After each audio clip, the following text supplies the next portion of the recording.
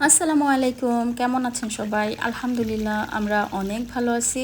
তো অনেক দিন যাবৎ কোনো ভিডিওতে ভয়েস দেওয়া হইতেছিল না। তো আজকে চিন্তা করলাম যে না, একটু ভয়েস দিয়ে করি। যেহেতু আমি সময় পাই না, আমার যেহেতু 2টা বাচ্চা আছে, ওরা প্রায়ই অসুস্থ থাকে।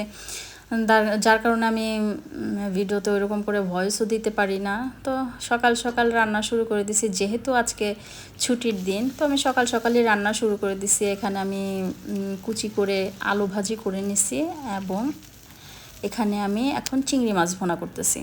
তো ছুটির দিনে একটু বেশি রান্না করা হয়, যেহেতু সারা সপ্তাহ ওইরকম করে আমি রান্না করি না, জাস্ট একটা দুইটা তরকারি দিয়েই চলে যায়। কিন্তু ছুটির দিনে একটু বেশি রান্না করা হয়, কিন্তু এডিটিংয়ের কারণে অনেক সময় দেখা যায় যে আমি দিতেই পারি না। এখন আমি মোরগ রান্না করব, এটা দেশি মোরগ ছিল। তো আমি মোরগ মাংস যখনই রান্না করি তখন একটু বেশি করেই করি, কারণ দেখা যায় যে এটাকে আমি ফ্রোজেন করে রাখি এবং পরবর্তীতে ওটা আমি জাল দিয়ে খেয়ে ফেলি।